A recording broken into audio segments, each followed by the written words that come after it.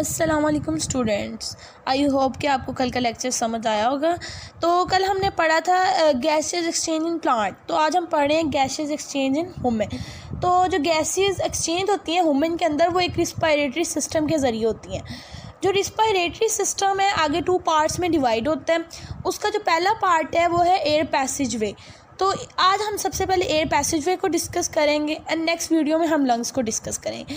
तो सबसे पहले हम एयर पैसेज वे को डिस्कस कर लेते हैं। ये थोड़ा मुश्किल तो है मगर थोड़ा कंसेप्चुअल है। अगर आप समझेंगे, गौर से समझेंगे, अच्छे से समझेंगे तो ये बिल्कुल क्लियर आउट हो जाएगा। चलिए अब हम सबसे पहले डायग्राम पे फोकस कर लेते हैं। तो डायग्राम में वो कहते हैं कि हमारे नोज़ के पास जो है नेसल कैविटी होती है। अब जो नेसल कैविटी की आगे 2 ओपनिंग्स हैं जिसको हम नोस्ट्रिल्स कहते हैं, ठीक है। अब जो नेसल कैविटी है उसके आगे 2 पोर्शंस हैं, वो पोर्शंस हम देख लेते हैं। एक तो है हमारे पास फाइन हेयर्स एंड सेकंड जो है आगे दूसरा पोर्शन जो है मोकस है।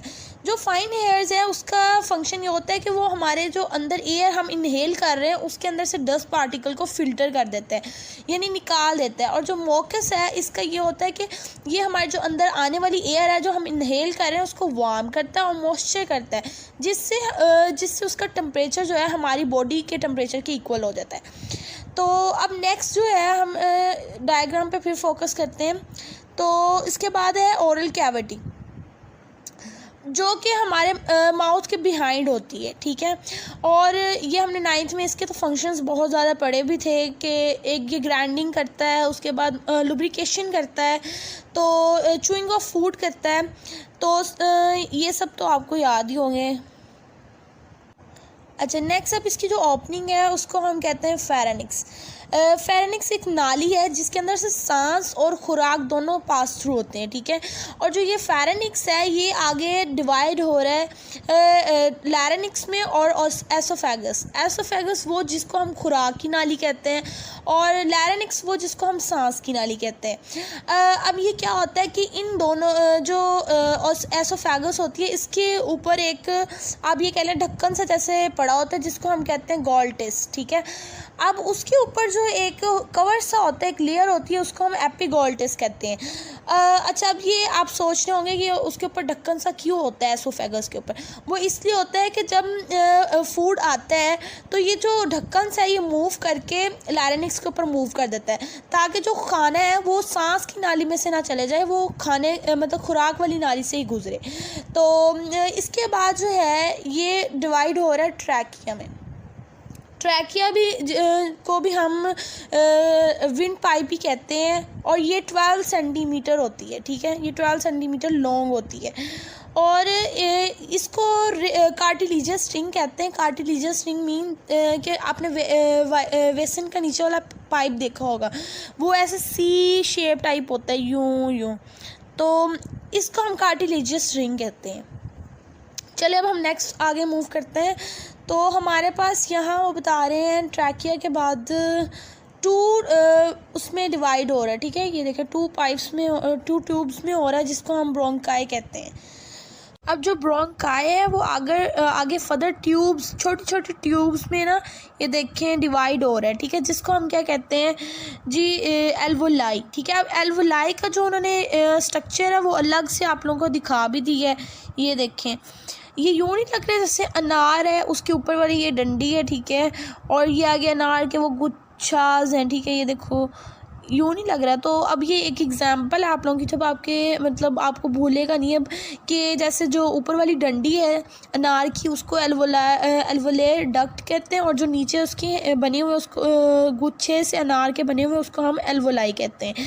तो और जो एपिगॉल्टिस्ट है तो इसका कॉन्सेप्ट मैं आपको इस तरह क्लियर करना चाहूँगी कि फॉर एग्ज़ाम्पल जैसे कि जब किसी की शादी वगैरह हम यानी कोई दावत या शादी पे जाते हैं तो वहाँ जब खाना खुलता है तो हमें बहुत जल्दी होती है कहीं खाना ख़त्म ही ना हो जाए, तो हम जल्दी जल्दी फ़ौरन खा रहे होते हैं, तो हमारा जो चूइंग प्रोसेस है वो कम्प्लीटली नहीं हो रहा था। तो क्या होता है कि एपिगॉल्टिस को थोड़ा टाइम लगता है एसोफेगस से लैरिंक्स पे जाने, अभी जाता नहीं है वो, हम पहले से और बाइट्स ले रहे होते हैं। तो जिसकी वजह से क्या होता है कि जो हमारा खाना है वो खुराक वाली नाली की में जाने की बजाय सांस वाली नाली में चल जाता है, जिससे फिर हमें जो है ना मतलब वो खांसी टाइप आने लग जाती है, जिसे हम कहते भी हैं हमें अथवा आ गया, ठीक है। तो वो इस प्रोसेस की वजह से होता है कि जब हम जल्दी जल्दी खाते हैं और गॉल्टीज़ को टाइम नहीं मिलता मूव करने के लिए, तो वो फिर हमारा जो खाना है वो सांस नाली में चले जाता है। तो अब इस एग्ज़ाम्पल से शायद आप लोगों को हमेशा याद रहेगा कि गॉल्टीज़ क्या है, ठीक है, क्योंकि थोड़ी फ़नी टाइप एग्ज़ाम्पल थी। तो अब हम थोड़ा सा नीचे मूव करते हैं, तो यहाँ लास्ट वाली लाइंस में प्लमरी आर्टरी वाला, ये इसमें ना इस पैराग्राफ में वो बता रहे हैं ब्लड सर्कुलेशन के बारे में कि कैसे वो हार्ट से लंग्स में जाती है, कैसे वो।